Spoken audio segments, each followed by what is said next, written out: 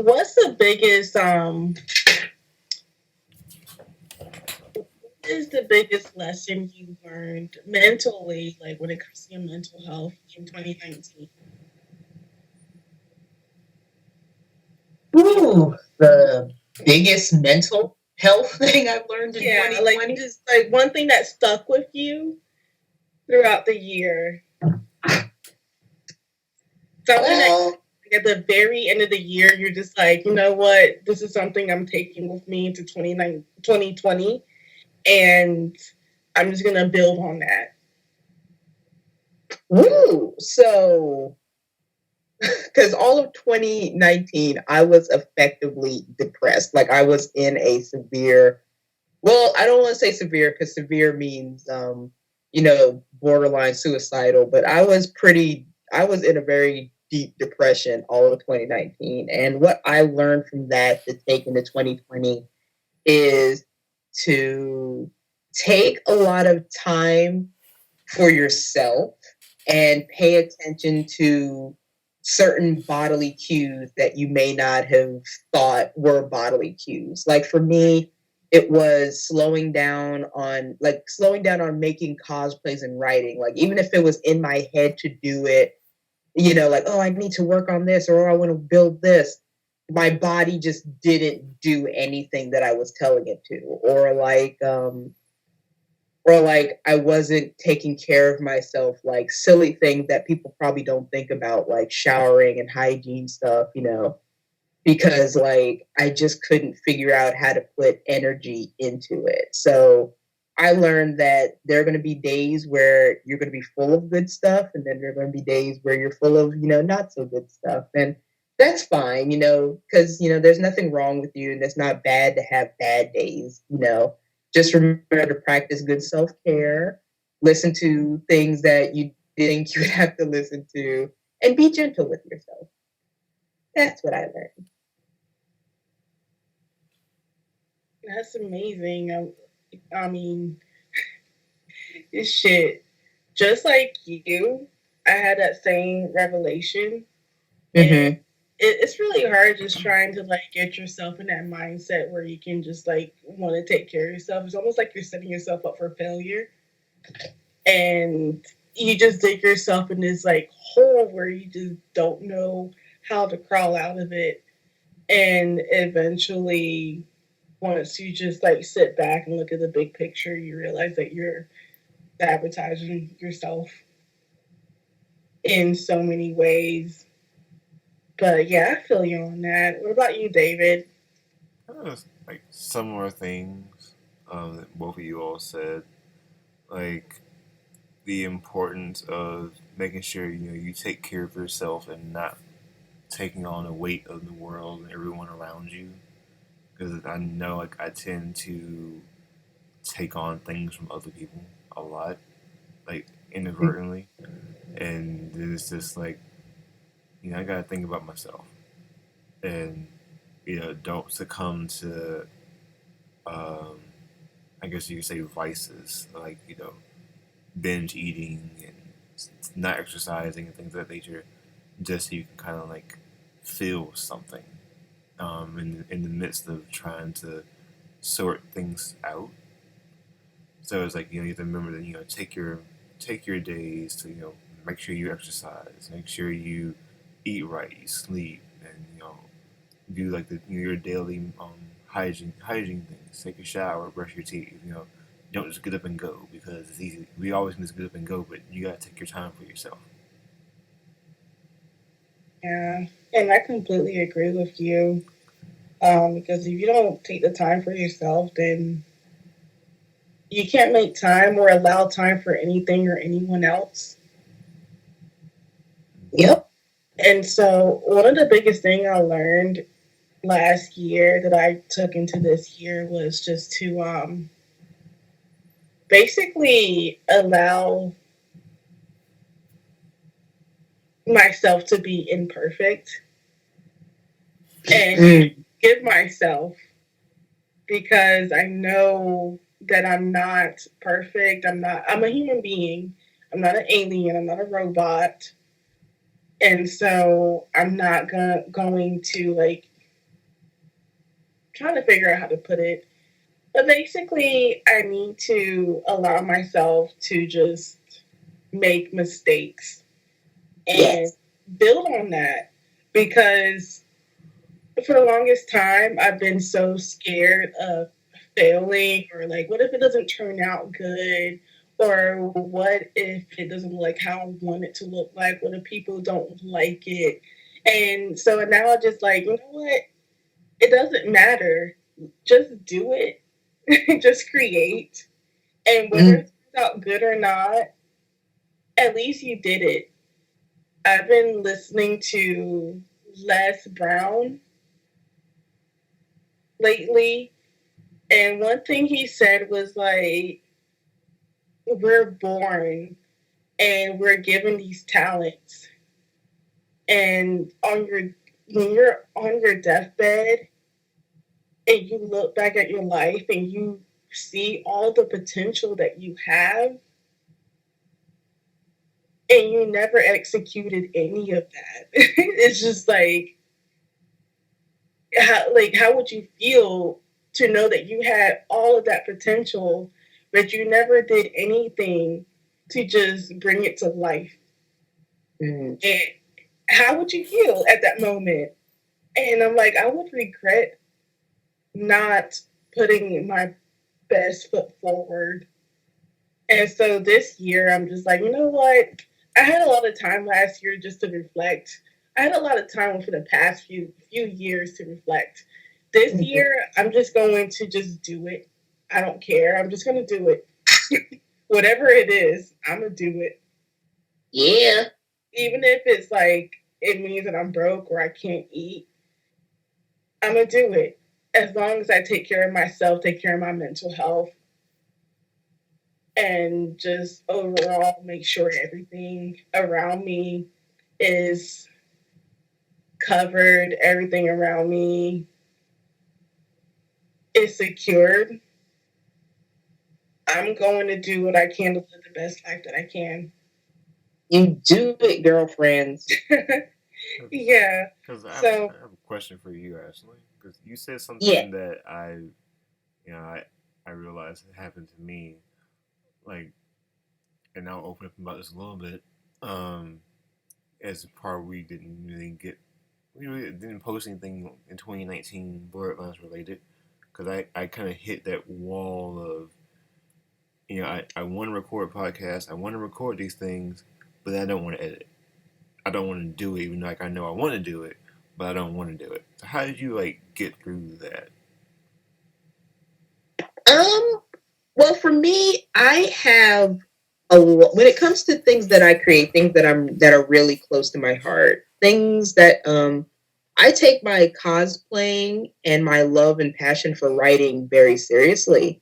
Like for me, those are my absolute 100% creative outlets. Those are the things that I put all of me into, and I only want to put out work, whether that's a cosplay prop or a piece I'm writing. I only want to put out good stuff that makes me feel good. That's like, yeah, I wrote that, or yeah, I made that. That's awesome. And I noticed that when my work didn't stand up to work that I have done in the past, that's when I felt like, oh, something is going wrong, because I wasn't giving myself the same time and space to create and enjoy what I was creating. It was like I was creating for the sake of saying I finished it, or creating for the sake of trying to not appease others, but uphold promises or things that I gave to others, like, oh, yeah, I'll have this done by then. And that's not the kind of work that I wanted. So what I told myself was, take a break.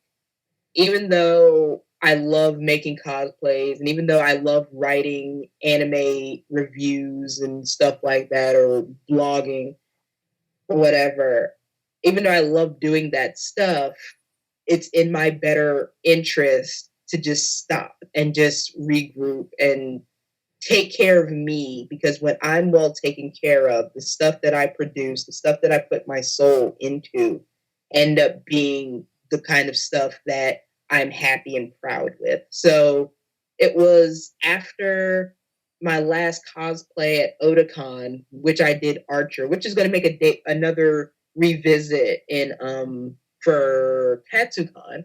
Like after that finished Otakon, I just said no more cosplay, no more writing or anything for right now. So I've been on effectively a good hiatus since September.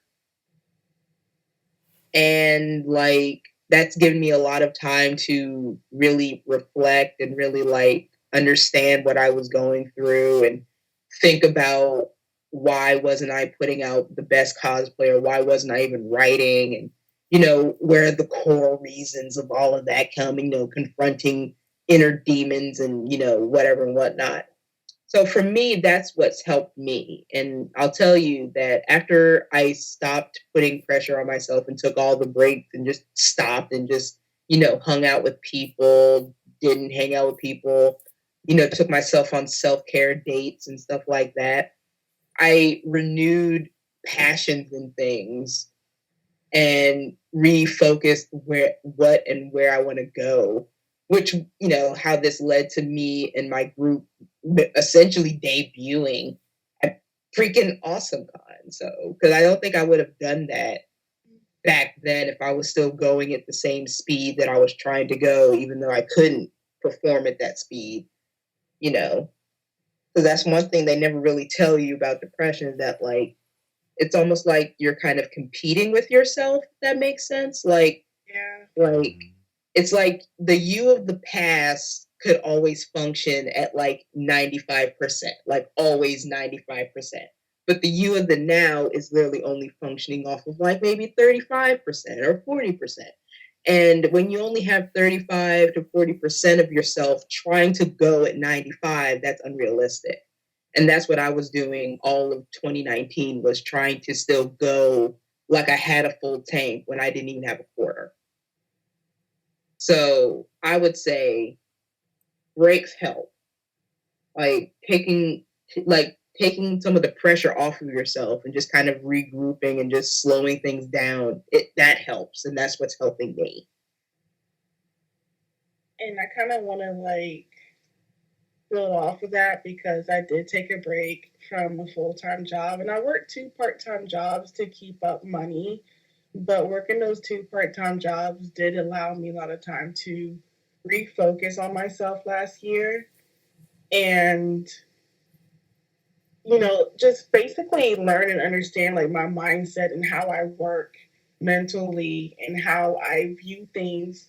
So I do agree that like taking a break really helps you, and it really just helps you like move forward and understand where you're going.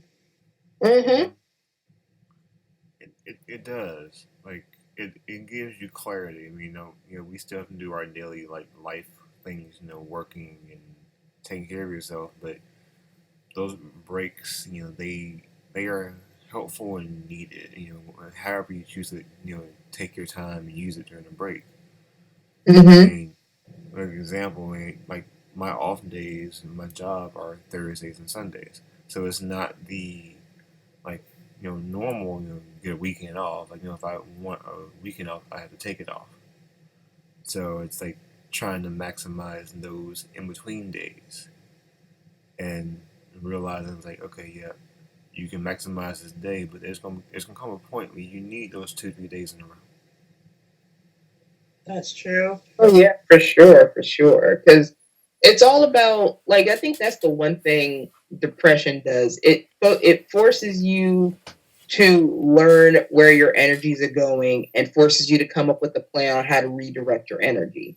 Like when you're operating at 100% or so, you can redirect your energy to literally anything and everything, like work, friends, hobbies, other shit, dating, sex, TV shows. You can redirect. You have so much energy, you can give most of it away and not feel anything. But when you hit a mental like health wall, whether that's like, you're in a depression, you are depressed, whatever, you learn that a lot of your energy, that, you learn to be really strategic with your energy. Like, do you have a day job that you need to keep up with? Yes. Okay. Some of your energy needs to go to that. do you need to hang out with your friends right now, or is it in your better interest to clean up your apartment or clean up your house or do laundry? I think it's better to clean up because I've let everything slide. Yeah, at least 15 minutes of energy goes to that. Or we need to go get food and not cheap food. We need to go grocery shopping or things like that. You become real strategic and well knowledgeable on how to spend your time and energy because you don't have a lot. Yeah, it's like currency. It's like money. Do you want good shit or do you want to spend it on bad shit? You pick and choose. Yeah. Like, and most of the time you have to, and it's like the only thing is you have to pick what is best for you. And sometimes what's best for you may not be best for others. Like, there may be days where you're like, because low energy, so you're going to need sleep.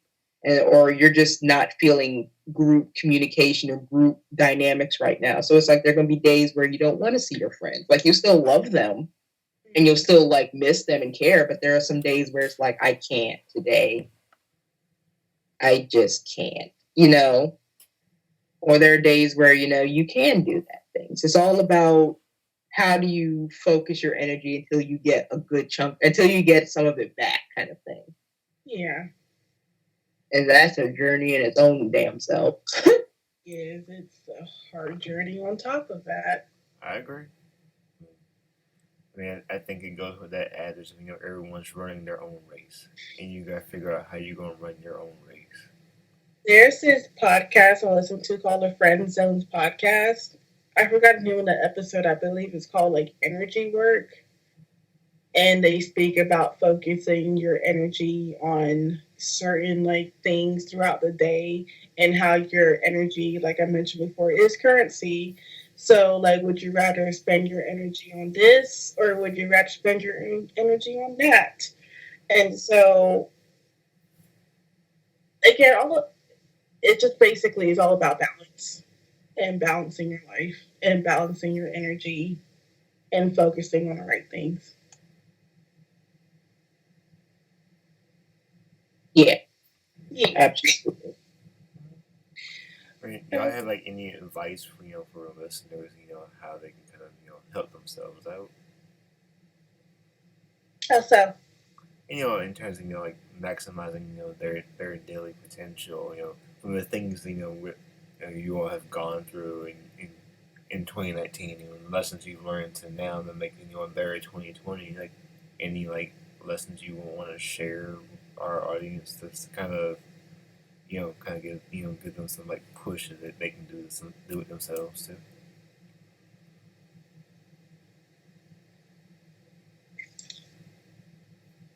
That's a good question.